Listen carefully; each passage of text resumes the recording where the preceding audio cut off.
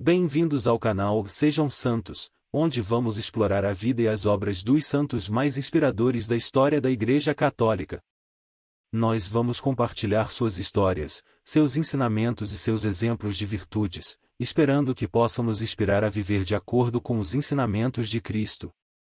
Então, se você quer aprender mais sobre esses santos e descobrir como suas vidas podem ser caminhos que nos levam a Jesus Cristo para nós hoje, inscreva-se no nosso canal e deixe o seu like. Inscreva-se hoje mesmo, divulgue nosso canal a seus amigos e comunidades e nos ajude o nosso canal para que possamos alcançar mais pessoas na divulgação a conhecer mais a vida dos santos. Onde a santidade é uma jornada diária. Faça parte dessa comunidade de busca pela santidade.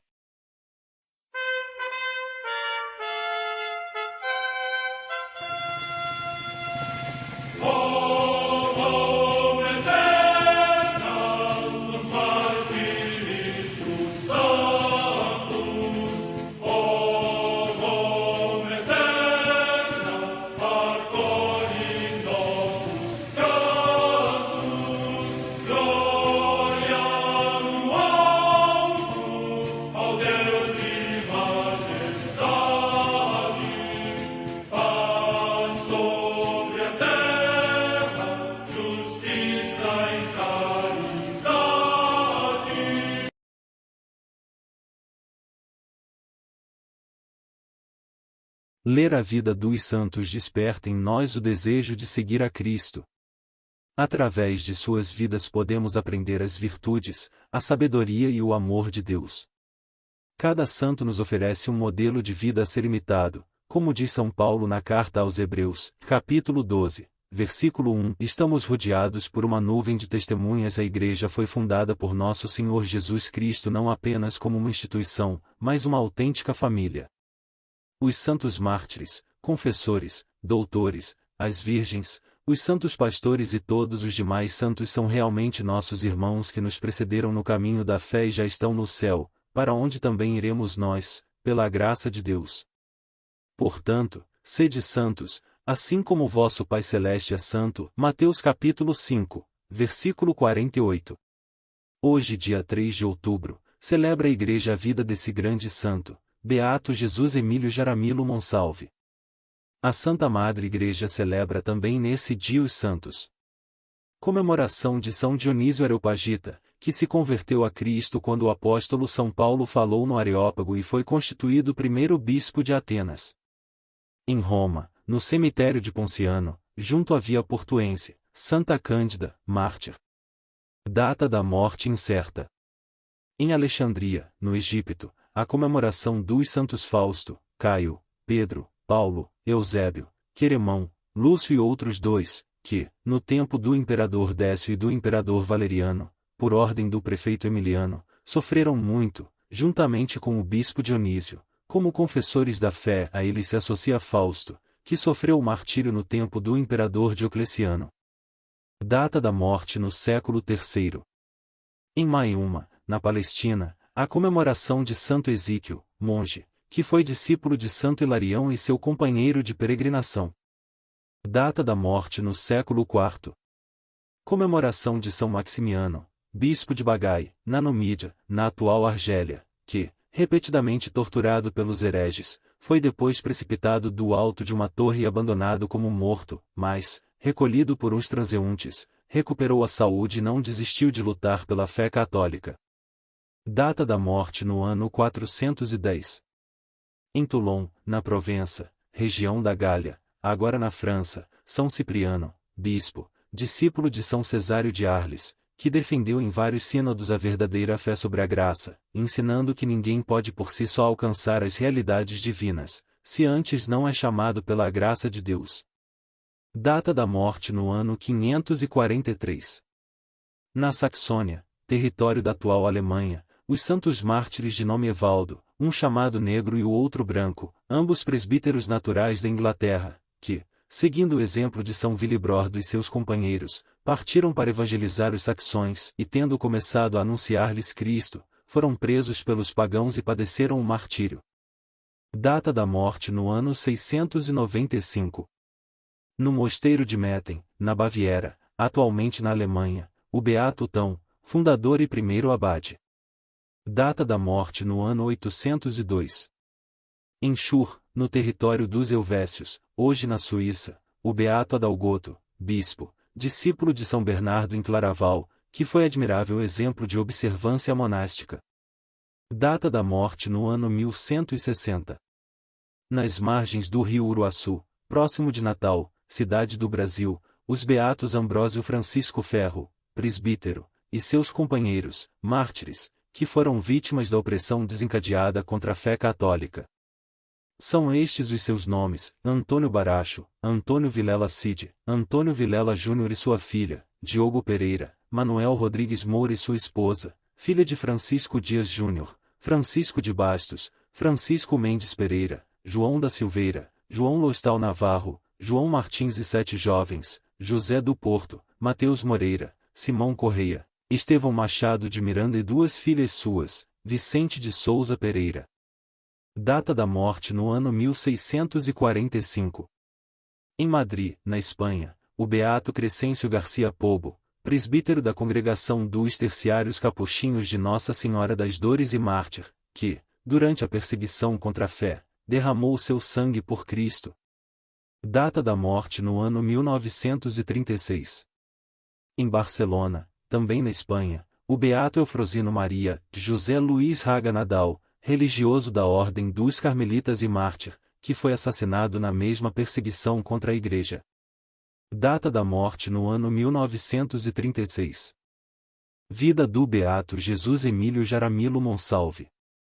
Com nossa autoridade apostólica declaramos que os veneráveis servos de Deus, Jesus Emílio Jaramillo Monsalve, do Instituto de Missões Estrangeiras de Arumal, bispo de Arauca, e Pedro Maria Ramírez Ramos, sacerdote diocesano, pároco de Armeiro, mártires, que, como pastores segundo o coração de Cristo e coerentes testemunhas do Evangelho, derramaram o sangue por amor ao rebanho que lhes foi confiado, de agora em diante, sejam chamados beatos, e se poderá celebrar sua festa a cada ano, nos lugares e no modo estabelecido pelo direito, em 3 e 24 de outubro, respectivamente.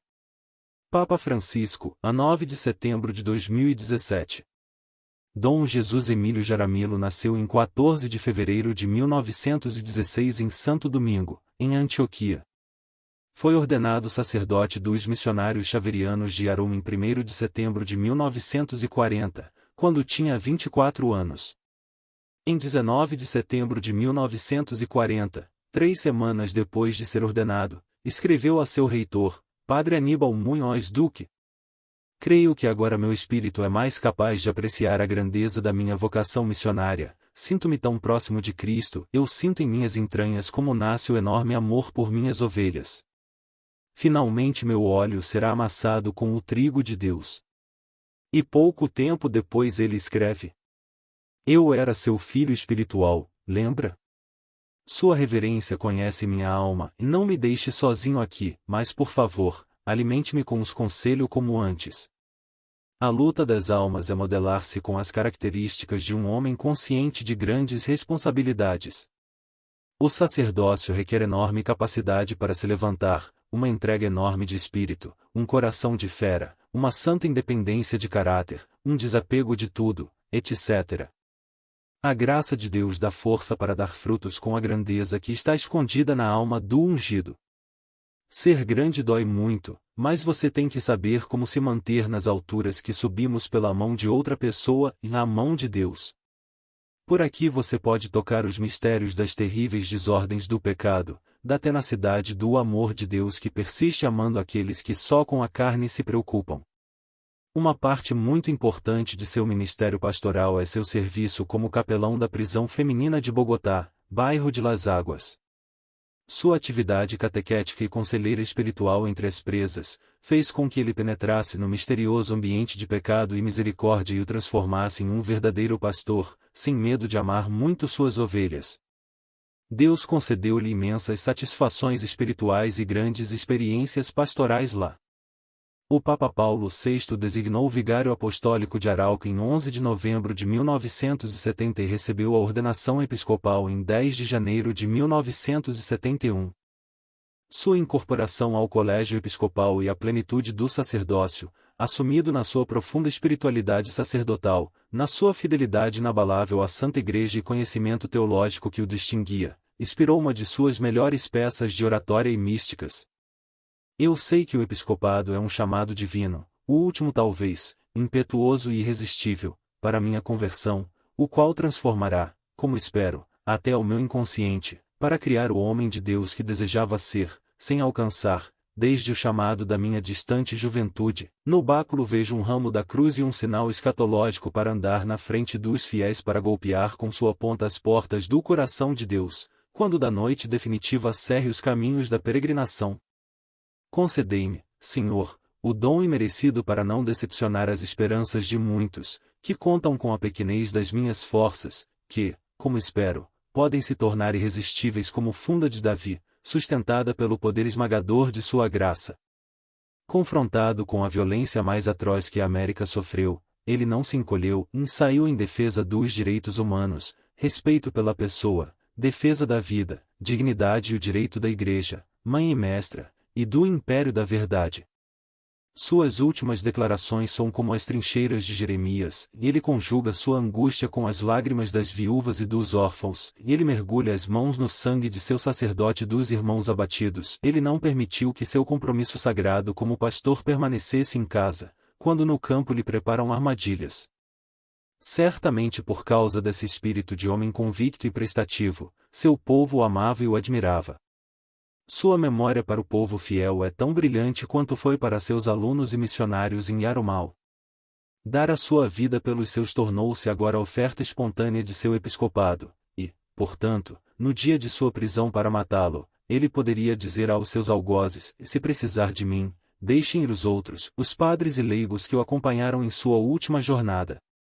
Dom Jaramillo tinha entendido tudo, mas era só humildade e suas qualidades que sempre levou como um dom imerecido de Deus que era impossível de se vangloriar. Ele nunca procurou elogio ou grandeza. Para alguns bem-dotados, ele era um personagem medíocre porque não assumia outras tarefas que delegava a outros, não perdoaram seus erros humanos e outros não perdoaram também a sua grandeza. Não era um anjo. Ele era um homem que tinha apenas um projeto de vida e ser um homem de Deus, um homo Dei, como o profeta Elias.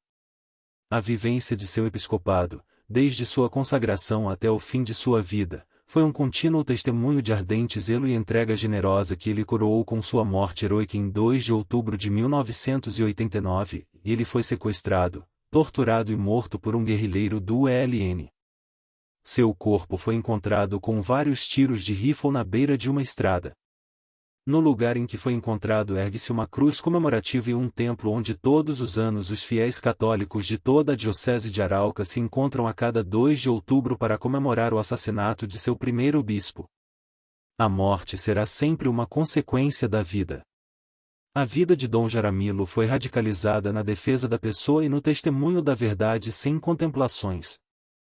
Beato Jesus Emílio Jaramillo Monsalve, rogai por nós.